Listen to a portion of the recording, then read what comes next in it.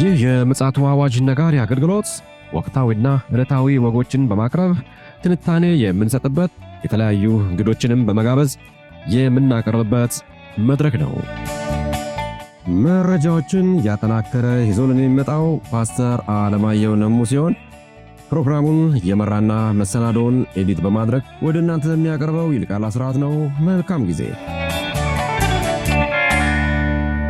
ሻሎም ሻሎም፣ ውድ የተከበራችሁ የምፅዓቱ አዋጅ ነጋሪ አድማጮቻችን ሰላም ለእናንተ ይሁን። እንዴት አመሻችሁ? በድጋሚ ተገናኝተናል። እንደተለመደው እንግዲህ የዓለማችንን ወቅታዊ ጉዳይ ይዞልን እየመጣ የሚያነቃን ወንድማችን ፓስተር አለማየሁ ነሙ መስመር ላይ ይገኛል። ምን ይዞ መጣልን የሚለውን ደግሞ በኋላ ላይ ከሱ ጋር እንወያያለን። በቅድሚያ ግን ወደ መረጃችን ከማምራታችን በፊት መልካም ምኞታችንን እንገልጻለን። እንግዲህ ጥሩ ጊዜ እንደሚኖረን ተስፋ እናደርጋለን። ይልቃል አስራት ነኝ ከምፅዓቱ አዋጅ ነጋሪ አገልግሎት። አድማጮቻችን እንግዲህ በቀኑ የመረጃ ወጃችን ላይ አንድ መረጃ አጋርተናችሁ ነበረ። ምናልባት እንግዲህ ይህ መረጃ ያመለጣችሁ ያልተከታተላችሁን ካላችሁ በቻናላችን ላይ በመግባት ግንዛቤ እንዲኖራችሁ መረጃው እንድታደምጡ ግብዣችን ነው። እንዲሁም ደግሞ የምፅዓቱ አዋጅ ነጋሪ አገልግሎትን ሰብስክራይብ ያላረጋችሁ ወገኖች በቀጥታ ሰብስክራይብ እንድታደርጉ በጌታ ፍቅር እንጠይቃለን። ምክንያቱም በየጊዜው የምንለቃቸው መረጃዎች ወደ እናንተ ይመጡ ዘንድ ይህን እንድታደርጉና ለወዳጅ ዘመድ እንድታጋሩ እናሳስባለን። አሁን በቀጥታ ወደ መረጃችን እናመራለን። መስመር ላይ ፓስተር አለ። ሰላምታ እንለዋወጥና በቀጥታ መረጃችንን እናደምጣለን። ሰላም ላንተ ይሁን ፓስተር፣ እንዴት አመሸ? እንደምን አመሸ ወንድም ይልቃል። እግዚአብሔር ይመስገን። ያው ብዙ ሳልን እንግዲህ ወደ መረጃ እናምራ። እንግዲህ በትናንትናው ዕለት የእስራኤል ጠቅላይ ሚኒስትር ኔታንያሁ ባለስልጣኖቻቸውን ሰብስበው ነበረ። በተለይም ደግሞ የደህንነት ኃይሉንና የመከላከያ አዛዦችን ጥብቅ ስብሰባ ተደርጎ እንደነበረ ታውቋል። እንግዲህ ኢራን ላይ የተቀሰቀሰውንና አደገኛ የሆነ የመጣውን ህዝባዊ ተቃውሞ አስመልክቶ ከሀገሪቱ የደህንነትና የመከላከያ ሹማምንት ጋር አስቸኳይ ስብሰባ ተቀምጠው መክረዋል። እንግዲህ ይህ ስብሰባ ምንድን ነው እንደምታው የሚለው ነገር ስንመለከት በተለይ ደግሞ በትናንትናው ዕለት በኢራን ውስጥ የተከሰተውን ነገር ከማየት የተነሳ ይመስላል። ሌላው ደግሞ አሜሪካ ልትወስድ ከነበረችው እርምጃ ወታደራዊ እርምጃ ጋር የተሳሰረ ነው የሚሉም ነገሮች አሉ። ይሁን እንጂ የእስራኤሉ ጠቅላይ ሚኒስትር መግለጫ ሰጥተው ነበረ ከስብሰባው በኋላ እስራኤል በኢራን ያለውን ሁኔታ በቅርብ እየተከታተለች ነው ብለዋል። እንግዲህ ምንድነው ያው ሁሉን ነገር አይናገሩም።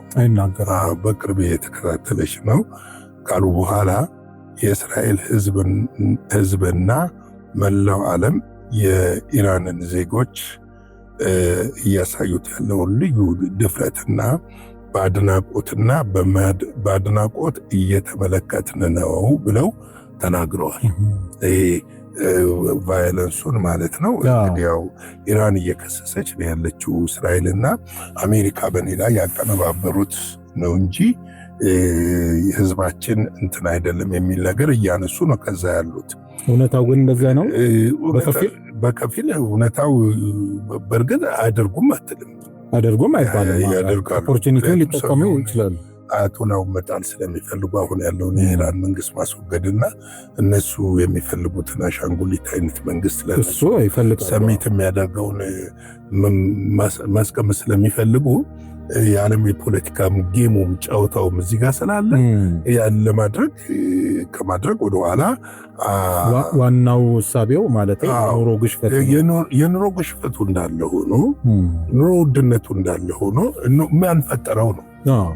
አሁን እስቲ እዚህ ጋር ቆም ብለን ትንሽ እንመልከት። የኑሮ ውድነቱን የፈጠሩት እኮ አሜሪካና እስራኤል አውሮፓውያኖች ናቸው። እንዴት ፈጠሩት ብትል በኢራን ላይ ተደጋጋሚና ተደራራቢ የሆነ ማዕቀብ ማድረጋቸው ነው። ማዕቀብ ማድረግ ብቻ አይደለም፣ ነዳጆቿን እንኳን እንዳትሸጥ ብዙ ቅባና እገዳ ተደርጎባታል። ኢራን ሀብታም ሀገር ነች፣ በነዳጅ ዘይት የበለጸገች ሀገር ነች እና ያ እንዳይሆን ከረዥም ጊዜ ጀምሮ እየተሰራ የመጣ ስራ ነው። ይህ ሲሆን ደግሞ ምንድነው አንተ የገቢ አቅምህ እየቀነሰ ሲመጣና ወጪ ደግሞ እየጨመረ በሚመጣበት ሰዓት ግሽፈቶች ይፈጸማል። ያ ግሽፈት ምንድነው ህዝብን ላልተገባ ነገር ሊቀሰቅስ ይችላል። እንደ ጦር መሳሪያ ይጠቀሙበታል። አሁን በተለይ እስራኤል እኮ በቅርብ ስትከሰስ ነበር፣ ረሃብን እንደ ጦር መሳሪያ ተጠቅማለች የሚል ክስ ይደርስባት ነበር እና አሜሪካ ማዕቀብን እንደ ጦር መሳሪያ ነው የሚጠቀሙበት እና ይሄ ነገር አይፈጠርም ማለት አንችልም። ልክ ነው። እንደው በባጭሩ ይሄም እንዳለ ሆኖ ኢራንስ የምታደርገው አውትፑት የለም ወይ? ለሂዝቦላ እንደገና ለሐማስ ለሁቲ የምትሰጠው ራሱ አለ። ለምሳሌ ያው ተጽዕኖ አለው፣ ኢኮኖሚው ላይ ተጽዕኖ አለው። ወታደራዊ ኃይልን ስታደራጅ ለወታደራዊ አቅም ግንባታ የምታውለውን ወደ ኢኮኖሚ ብታዞረው የህዝቡ ኑሮ ሊቀይር እንደሚችል ምንም ሳይታለም የተፈታ ነው። ግን ከህልውና ስጋት አንጻር ደግሞ ስትመለከተው አንድ ሀገር ባላንስ ማድረግና አለማድረግ ሌላ ነገር ሆኖ አንድ ሀገር ግን ወታደራዊ አቅሙንም እየገነባ የህዝቡንም ኢኮኖሚ ደግሞ ግሽበቶችን እየቀነሰ የህዝቡን ኑሮ እያሻሻለ መሄድ ካልቻለ በአንድ ጽንፍ ላይ የምታተኩር ከሆነና ሁልጊዜ ጠላቶችህ የሚያደርጉብህን ብቻ ነገር እየተመለከትክ ውስጥህን የምትረሳው ከሆነ ለዚህ አይነት አደጋ ልትጋለጥ ትችላለህ። ይሄ እውነት ነው እና የእስራኤል እንግዲህ የመከላከያ ኃይል በከፍተኛ ዝግጅት ላይ እንዲሆን ታዟል። ይሄ የሚታዘዘበት ዋና ምክንያት እንግዲህ አሜሪካ በኢራን ጉዳይ ወታደራዊ ጣልቃ ገብነትን ለማድረግ ተከትሎ የተጠራ ስብሰባ መሆኑ ታውቋል። የነሱ ስብሰባ እንግዲህ ወታደራዊ ጣልቃ ገብነትን አሜሪካ ለማድረግ በምታቀርበት ሰዓት አብረው ከአሜሪካ ጋር ጣልቃ ገብነቱን እኩል የአሜሪካ ጀቶች ብቻ ሳይሆን የእስራኤልም ጀቶች መደብደብና ከዛ በኋላ ደግሞ እነሱ የሚፈልጉትን አሻንጉሊት መንግስት ለመመስረት የሚያስችላቸው ስብሰባና ወታደራዊ ዝግጁነትን ለመገምገምና አዲስ ስትራቴጂ በኢራን ዘመቻ ላይ የተቀናጀ ስትራቴጂ ለማድረግ የተደረገ ስብሰባ እንደሆነ ታውቋል።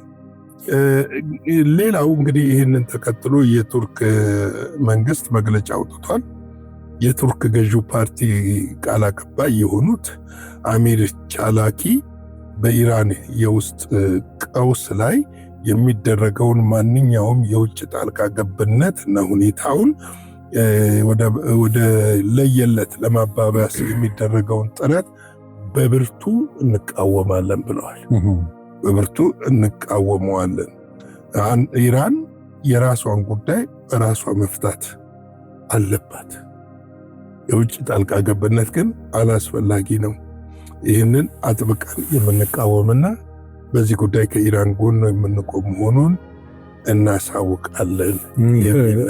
አንዳንዴ እኮ ይገርመኛል እኮ ፓስተር፣ አሁን ቱርክን የማድረግ የማለት እንደው የሞራል ብቃት አላት ነገኔ ነው። ኖ እሱ እንዳለ ሆኖ ቱርክ እኮ የሚገርም ተሻግራ መጣቆ ሶማሊያ ላይ እኮ ከትባለች። እሱ አሁን የቀይ ባህር እሱ ትልቅ ነው።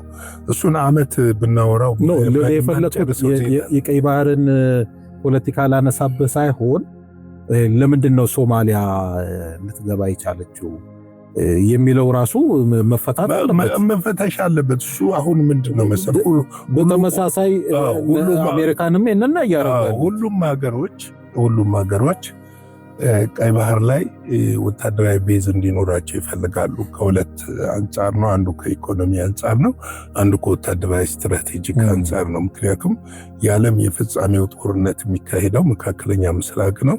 ስለዚህ ወታደራዊ ቤዞች በዛ ዙሪያ መኖራቸው የሚደንቅ አይደለም። የራሱ የኢኮኖሚ ስትራቴጂ ጠቀሜታ እንዳለ ሆኖ ማለት ነው። ይሄኛው ግን የኢራንን የውስጥ ጉዳይ ነው። አሁን የውስጥ ጉዳይ ላይ ሀሳብ መስጠት ማንም ቢሆን በውስጥ ጉዳይ ጣልቃ መግባቱ ተገቢ ነው የሚል ነገር እሳቤ የለም።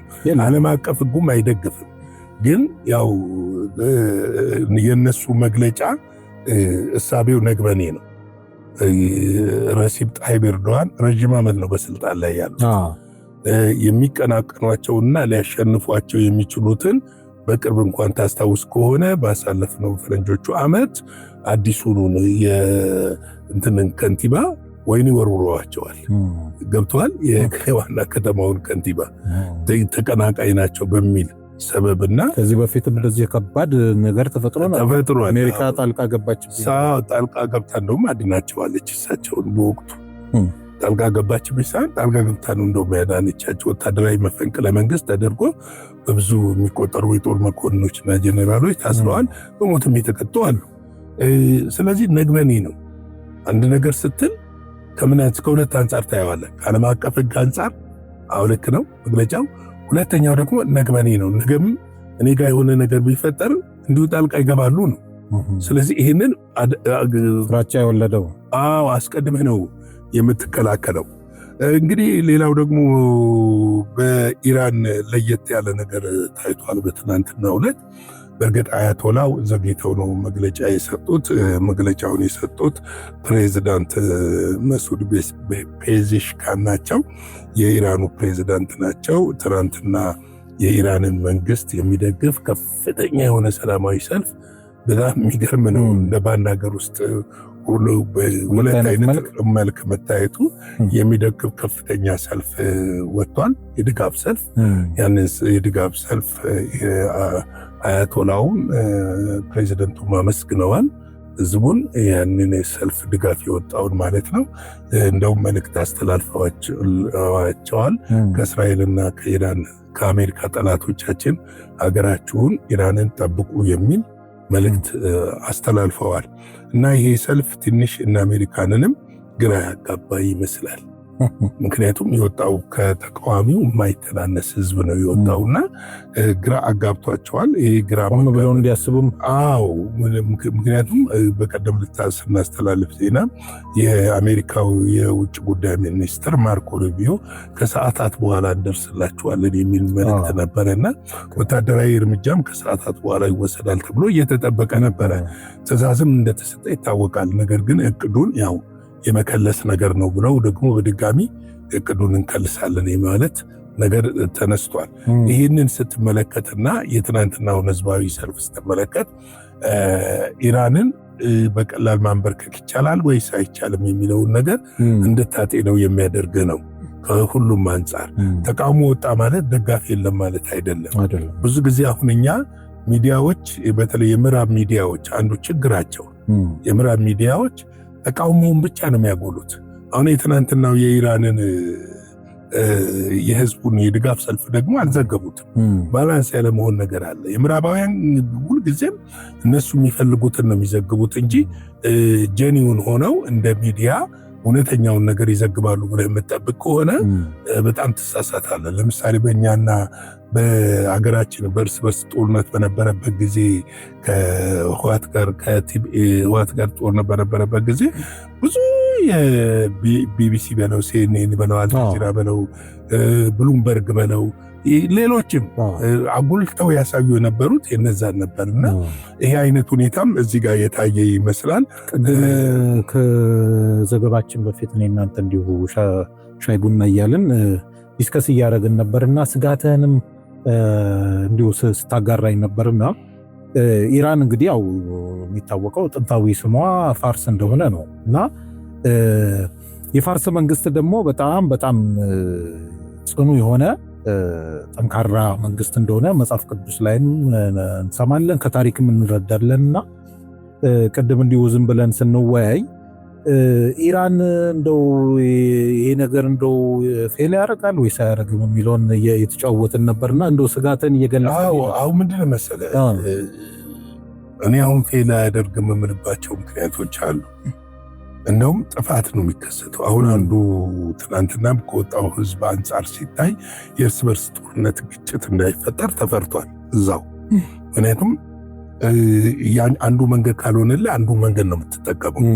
የተቃዋሚውን ፓርት አንዱ መንገድ ካልሆነ አንዱ መንገድ ይጠቀማል።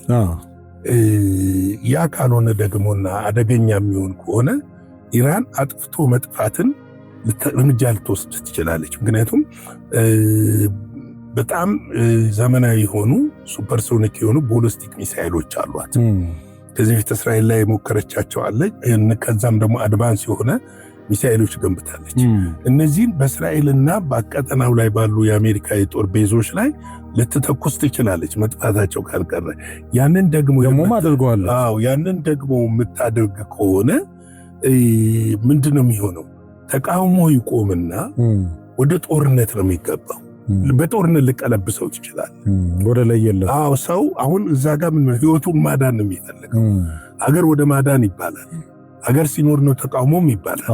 አገር ሲኖር ነው የሆነ ነገር የምታደርገው ትባላል። ስለዚህ ፊትህን ዳይቨርት ሊያደርጉት ይችላሉ የሚል ነገር አለ። ይህንንም አሜሪካኖች የተረዱት ይመስለኛል እና ትናንትና ዶናልድ ትራምፕ ብልጭታ ነገር ሰጥተው ነበረ። ኢራን ለድርድር ክፍት ነች፣ ዝግጁ ነች፣ አንድ እርምጃ ለመራመድ ዝግጁ ነች የሚል ነገር አንስተዋልና እንትኑንም ጋፕ ያደረጉት ይመስለኛል። ድብደባ ለማድረግ የወሰኑትንም ጋፕ አድርገው ዲፕሎማሲያዊ የሆነ መንገዱን ለመሞከር የታሰበም ይመስላልና ለጊዜው የማፈግፈግና በኋላ ተጠናክሮ የመምጣትና ሰሞኑን እያልነው ወዳልነው ይሄ መጽሐፍ ቅዱሳዊው አርሜጌዶን ወደ ጎግ ጦርነት መንደርደሪያ ሊሆን ይችላል። አሁን ለመሰለ ኢራን ውስጥ አንድ ከፍተኛ ችግር ቢፈጠር ቻይናና ራሽያም ሰሜን ኮሪያም ዝም አይሉም። አሁን እዚህ ጋር እንደ ሌላው ሀገር አይደለም።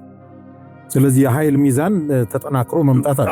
ከባድ። ይሄንንም አሜሪካም እስራኤልም የሚያጤኑት ይመስለኛል። ስለዚህ ቀጠናውን ወደ ለየለት ነገር መክተት ከፈለክ እርምጃውን ትወስዳለህ። ግን እርምጃውን ደግሞ ኢራኖች ሊቀድሙ ይችላሉ። እርምጃው ባለፈው በመማር እውነት አካለው ሊቀድሙ ይችላሉ የሚል ነገር አለኝ። ስለዚህ ለማንኛውም ግን ዓለም ይሄ በዚህ በትርምስ ውስጥ ያለች ነችና እንግዲህ ወገኖች እንጸልይ እንላለን። ሁሌ መልእክታችን እንጸልይ፣ የእግዚአብሔርን ፊት እንፈልግ ነው። የጌታ ጸጋ ሰላም ከሁላችን ጋር ይሁን። ሻሎም። የሚገርም ነው። እግዚአብሔር አብስቶ ይባርክ ፓስተር። እያየነው እየሰማነው ያለው ጉዳይ በቃ ፈጠጥ ብሎ እየመጣ ነው ያለው። እንግዲህ ኦልሞስት እኔ እናንተ ይህን ፕሮግራም ከጀመርን አንድ ዓመት ከምናምን ወር ይመስለኛል አጥብቀን ለአድማጮቻችን እያጋራን የነበረው በተለይ የሕዝቅኤል 38 እና 39 ጉዳይ ቅርጹን እየያዘ የመጣ ይመስለኛልና ይህንን እንግዲህ ለአድማጮች ስናጋራ በጣም ጥንቃቄ እንዲወሰድ እንደገናም ደግሞ ራስንም በመንፈሳዊ ቅኝት መቃኘት እንደሚያስፈልግና ለክርስቶስ ኢየሱስ ዳግም መምጣት ዝግጁ እንዲኮን በተጨማሪም ደግሞ ቤተክርስቲያን ደግሞ ተልኳን እንድታራመድ ወደ ተልኳ እንድታመራ ጥቆማ በመስጠት እንግዲህ በጣም ጊዜ ወስደናል። አሁንም ይሄ ነገር በጣም እየጎለበተ ስለመጣ በማስተዋል መስመራችንን ጠብቀን እንድንሄድ ለማበረታታት ነው። እንግዲህ ውድ አድማጮቻችን ብዙ ማለት ይቻላል በዚህ ጉዳይ ላይ፣ ነገር ግን ያው ሰዓት ስለሚገድበን በሌላ ጊዜ ደግሞ እንደዚሁ ይህንኑ ጉዳይ መልሰን ልናመጣው እንችላለን። እንግዲህ የዛሬው መረጃችን የዓለማችን አሁናዊ መልክ ይመስላል። እግዚአብሔር ፈቃዱ ከሆነ እንግዲህ ሐሙስ ዕለት ነው የምንገናኘው። በነገው ዕለት ሳምንታዊው የዜና ወጃ በብስራት ይቀርባል። እንግዲህ ያንንም እንድትታደሙ ከወዲሁ ግብዣችን ነው። መልካም ጊዜ ይሁንልን። ሻሎም። ለዛሬ ይዘን የመጣነው ወቅታዊ መረጃ ይህንን ይመስል ነበረ። በሌላ ጊዜ በሌላ መሰናዶ እስከምንገናኝ ሰላም ለእናንተ ይሁን።